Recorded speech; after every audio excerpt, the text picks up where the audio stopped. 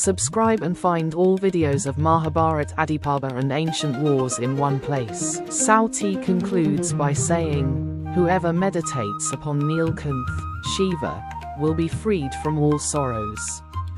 Listening to this nectar-like story of the Mahabharata removes all suffering from life. The sages said, "Listen, Agrisrava, Sauti, we have heard an extraordinary tale. The immortal Devas and the Asuras together churned the ocean. The Devas took all the treasures that emerged from the churning of the ocean. Why did the Asuras not get their share of the wealth? The Asuras roared in anger, 'What injustice is this? Why is our fate limited only to labor and struggle?' Everyone toiled in the churning of the ocean, but whatever was obtained, the Devas took it all. Airavata the elephant, Uchaishrava the horse, goddess Lakshmi, and the cow stub her gem, everything was taken by the Devas. Like children, the Devas seized all the riches. Believing that they alone deserved the nectar of immortality, they wanted to keep the Amrit Kalash, pot of nectar, for themselves. Then the Asuras united and declared, 'We shall take it by force.' Immediately, a battle erupted between the Devas and the Asuras. The conflict over the fruits of the ocean churning continued. Thus, another chapter in the eternal battle between the Devas and the Asuras began. A fierce battle for the nectar began between the Devas and Asuras. Both had labored during the ocean churning, but the division of the treasure led to a bitter dispute. Lord Shiva arrived and halted the battle. He said, "Why this pointless war? Everyone has worked hard. The nectar should be shared among all." The conflict ceased, but a question arose: who would distribute the nectar? The Devas and the Asuras could not agree. At that very moment, Lord Narayana appeared in the form of an enchanting woman. Her celestial beauty illuminated the entire universe. Her divine feet were as soft and beautiful as lotus petals. Even the lotus itself seemed pale in comparison. Her fragrance was so mesmerizing that bees abandoned their honey, and were drawn toward her divine aroma. She was even more beautiful than Ramba, and her movements were extremely enchanting. Even Shiva was mesmerized by her beauty.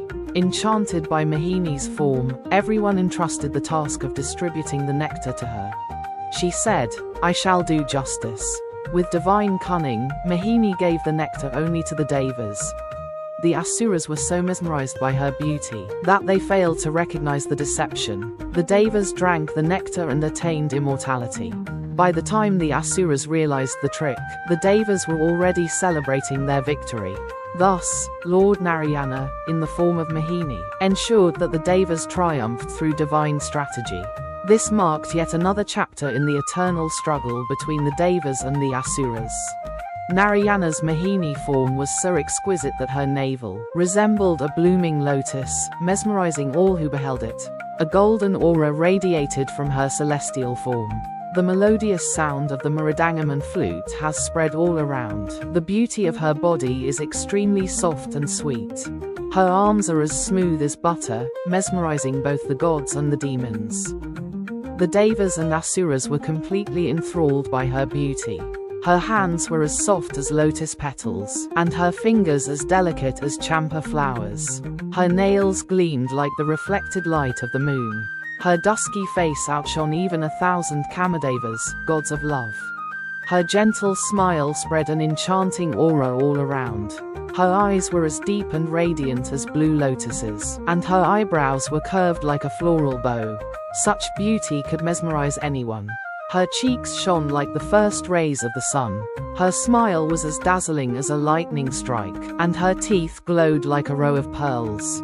Draped in golden yellow garments, her long, flowing hair cascaded down her back. Her beauty enchanted the entire atmosphere. Her sudden appearance left everyone spellbound. The Devas and Asuras stood frozen, overwhelmed by her unmatched beauty. The environment is filled with a blue and golden glow. Seeing Mohini's enchanting beauty, the gods, demons, and all beings of the three worlds became so mesmerized by her charm that they stood motionless, their gaze fixed upon her. Slowly, one by one, they all collapsed to the ground. Even Mahadev himself, unable to resist Mohini's charm, fainted and lost his senses. His trident slipped from his grasp. After some time, the wielder of the trident, Shiva, gradually regained consciousness. Regaining consciousness, Shiva looked at Mohini. Slowly, he moved toward her. Smiling, Mohini said to Shiva, "O Yogi, you reside in everyone's heart. Everyone praises you. Stay calm and steady." Saying this, Mohini quickly departed. But Shiva, eager to satisfy his curiosity, went to Mohini again to ask a few questions. Shiva called out, "O doe-eyed beauty, wait for a moment. At least answer one question for me." Shiva asked, "Who are you? Where do you dwell? Whose daughter are you? And what is your purpose here? Tell me the truth." Shiva said, "Among all the beautiful women in the three worlds, none can match even the radiance of your toenails. Your beauty is beyond compare." Shiva, captivated, said to Mohini, "Durga, Lakshmi, Saraswati, Shachi, Arundhati, Urvashi, Ramba, Manaka, Tilottama, and Rati. All the celestial beauties of the three worlds are known to me, and they know me as well. But never have I seen beauty like yours before. O moon-faced one, where have you come from? Tell me the truth." Mohini, in a playful tone, said, "Oh, whoever I may be, there is no need for you to know who I am or where I come from. You have a body without oil, covered in ash, with the weight of matted locks on your head. Without chewing beetle leaves, your teeth shine like crystal. Instead of clothes, you wear a tiger skin. You are utterly indifferent to yourself. This is your identity." Mohini further said, "You cannot be considered so indifferent to yourself. On the contrary, look, the entire universe is filled with the fragrance of my body. The radiance of my limbs has illuminated the three worlds." Mohini said, "Why do you want to talk to me and come near me? I know that you are revered by everyone in this world. Those who see my form are blessed. They should consider themselves fortunate. I am Mohini, the enchantress, who mesmerizes devas and mortals alike." Mohini is slowly moving away. A golden and blue aura surrounds her. Shiva stands still, motionless. In the background, the gods gaze curiously. Day and night, there is no choice but to be mesmerized by the beauty of this enchanting figure.